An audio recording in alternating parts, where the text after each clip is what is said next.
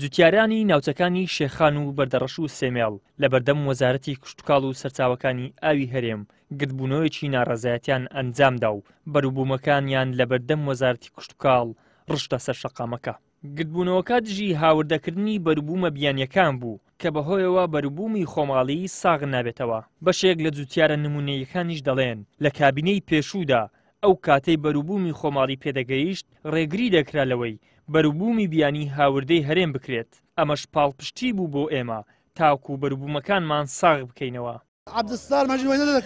وێنە دەکرد چ دەواازەی بێتەکردنەوە هەتا پتاتی بەرهەمی خۆمان هەموو فرۆشت بامان والله چەند ساڵە ئەکە خۆ لە علۆش نادەفرۆشتن خوا قبول ناکە دەڵێت وەڵام من چ بەدەست نییە وەزارەت لە من گەورەتر هەیە ئەرێ خۆ وەزارەت لە عەبدولستار مەجید گەورەتر نەبوو ڕێز و حورمەتی هەیە لۆمە عەبدولستار مەجید بەڕاستی ئیشێک باشی بۆمان دەکرد بەس ئەوە هەرچ ناکەتن ئەوە دەزانێتەوە جەماعەتی خویتی هەمین لەولاد دەڵێت تەلەفۆنیان بکەن. مامۆستا عەبدولستار وەختێ وەزیر بی ڕەوشی فەلاحی ڕقم یەک بی ئیستا حالیان ڕەوشی فەلاحی سفرە هیچ ڕێکلامێکیش بۆ کەس ناکەین ئەمە ڕێکلام بەس بۆ جۆتیار دەکەین بەس بۆ خۆمان دەکەین چونکو ئەمە زەرەرمەندین وەزیر زەرەرمەند نییە ئەمەوە زەرەرمەند هەر سیارەی بە 45 وەرەقە 40 وەرەقە داخل دەبێت ڕۆژێ 100 سیارە دەکە 40 دەفتەر دۆلار 40 دەفتەر دۆلار وەرگریت هیچ ئیشی بە من و بەویدی و وەیدی نییە کاک دەبی زەخت لەسەری هەبێت. بەشێکی تریش لە جوتیاران ئاماژە بۆ دەکەن بەرهەمێکی زۆری پەتاتەیان لە نێو ساردکراوەکاندان کە بۆیان ساغ نابێتەوە بەهۆی ئەوەی بەرووبوومی بیانی هاوردەی هەرێمی کوردستان دەکرێت. پەتاتە ئیرانی لە حدودی بەروێسان داخل دەبیت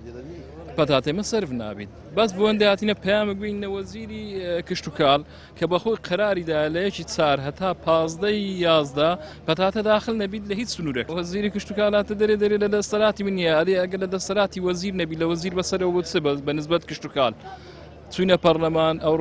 ئەوە جاری سێمە دێنە وەزارەت بەس ئەوە بەس بۆ ئەندەهاتینە پەیامیان بگەینێ کە ئەوە پەتاتەیە ڕۆژانە کە دێنە دەوام بە بیریان بێتەوە پەتاتەیە بۆ چ هاتە ئیران. ئەوە جەنابی وەزیر بەخۆیەوە سێ چاجا مراجعەمان کردیە وە ڕۆژێ مراجعەی کشتوکاڵی پەرلەمانمان کردیە پیاوی منافەس هەیەوا دەرباز دەکا بە پارەی دەرباز دەکەن ترێلێ بە 40 وەرەقە 45 وەرەقەی دەرباز دەکەن مالەکەی پارەی ئێران شکایە بە چەندی بێت بفرۆشیت لە بۆی مەخسەبە مشکلەمان دەواازەیە کاکە خۆ ترێلە 40 تەنی بار کردێ بە عاسمینێ نایەت بە دەواازەی دێ بە پارە دەرباز دەبیت ڕجامانەیە لە حکومەت لە بۆمان قەتع بکەن هەتا بەرەو بووین و خۆمان ساغۆ بکەین پشتیانژێ با بیکەنەوە. ئێمە وەکو وەزارەتی کشتوکاڵ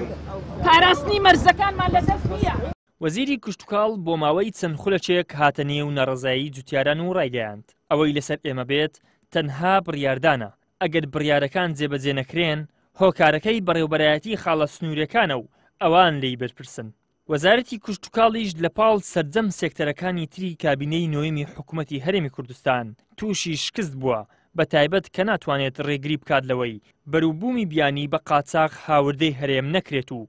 بەرهەمی جوتیارە دەستڕەنجینەکانی کوردستان ساغ ببێتەوە.